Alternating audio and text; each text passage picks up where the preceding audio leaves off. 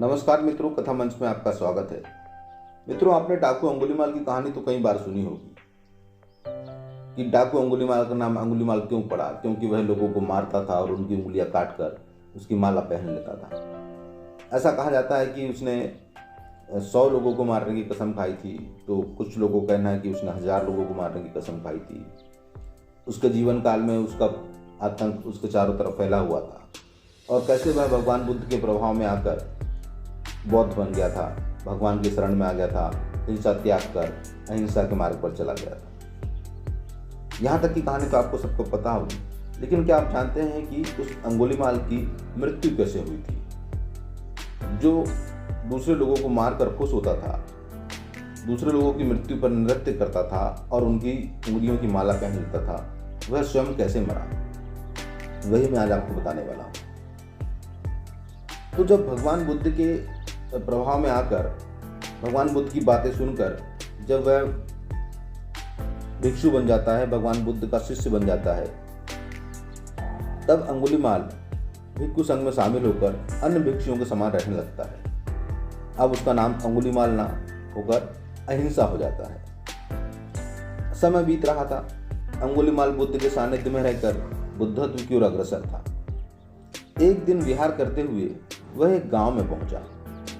भिक्षा मांगते मांगते वह एक ऐसे द्वार पर पहुंचा जिसके घर के मुखिया को वह स्वयं अपने हाथों से मार चुका था, लेकिन वह इस बात से अनजान था। जब उसने द्वार पर भिक्षा के लिए आवाज लगाई तो घर के अंदर से एक महिला और एक किशोर बाहर निकले। औरत ने कहा कि हमारे घर में तुम्हें देने के लिए कुछ नहीं है।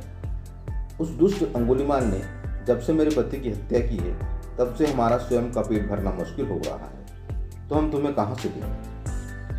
अंगुलीमाल को यह बात हृदय में तीर की भांति चुभ गई। उसे अपने किए पाप का एहसास हुआ। उसे पश्चाताप और माफी मांगने का अवसर मिला था। इतने समय तक भगवान बुद्ध के सानिध्य में रहकर वह अपने पापों का प्रायश्चित ही कर रहा था। वह बेहतर से बेहतर करने की कोशिश कर रहा था, अपने मलिन हृदय को साफ करने की कोशिश कर रहा था।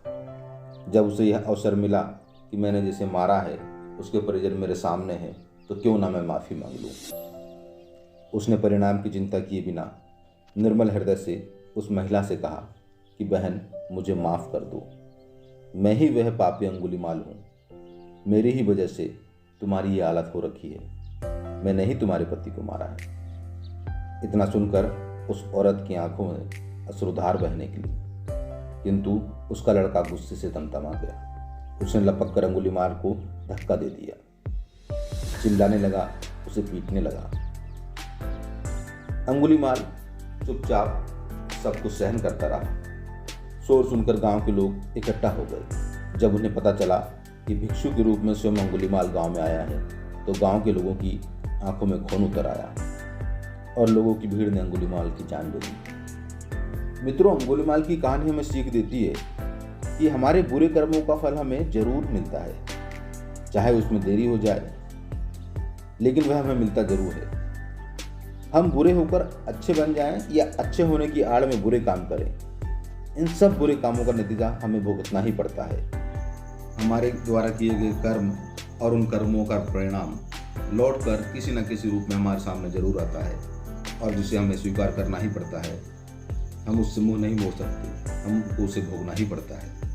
तो हमें ये कोशिश करनी चाहिए कि हम जो भी काम कर रहे हैं वह बेहतर से बेहतर करने की कोशिश करें, अच्छे काम करने की कोशिश करें, बुरे कार्यों से दूर रहें, कि कभी न कभी हमें उन कामों को भोगना तो जरूर पड़ेगा। इस बात को हमेशा ध्यान रखें।